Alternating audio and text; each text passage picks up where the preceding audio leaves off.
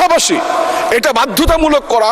মহান জাতীয় সংসদে এক সংসদ সদস্য প্রবাসীকে নিয়ে বাজে মন্তব্য করেছেন এবং হুমকি ধামকি দিয়েছেন। চলুন আগে ভিডিওটা দেখি। পাশাপাশি এটা বাধ্যতামূলক করা যে প্রত্যেক প্রবাসীকে যারা বাংলাদেশি পাসপোর্ট ইউজ করবেন অথবা বাংলাদেশের নো ভিসা স্ট্যাটাস নেবেন তাদের প্রত্যেককেই এই পাসপোর্টের মেয়াদকালে প্রতি বছর একটি নির্দিষ্ট পরিমাণ টাকা বৈধ চ্যানেলে বাংলাদেশে প্রেরণ করতে হবে। যদি তিনি বৈধ চ্যানেলে বাংলাদেশে প্রেরণ করেন, সরকারি সিস্টেমে প্রেরণ করেন, তাহলে তার পাসপোর্টটি নবায়ন হবে, তার নো ভিসাটি নবায়ন হবে।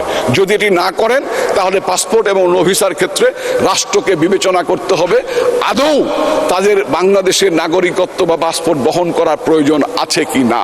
এই বিষয়টি আমি সরকারকে বিবেচনা করার জন্য সবিনয় অনুরোধ করছি।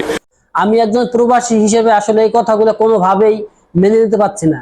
এটা আমি খুবই কষ্ট পেয়েছি। ইভেন আমরা যারা প্রবাসে থাকি সবাই এই কথাটা শুনলে সবাই কষ্ট পাবে। আসলে যারা প্রবাসে থাকে সবাই যে প্রতিনিয়ত প্রতি বছর প্রতি মাসে টাকা পাঠাতে পারে এটা তো আসলে যে পাঠাতে পারে এটা তো সত্য না। অনেকে আছে টাকা পাঠাতে পারে না। আর তার থেকে বড় কথা হচ্ছে যে কে টাকা পাঠাইলো কে টাকা পাঠালো না এটা রাষ্ট্রীয়ভাবে ফোর্স করা, আসলে এটা মনে করি এটা একটা ভুল সিদ্ধান্ত।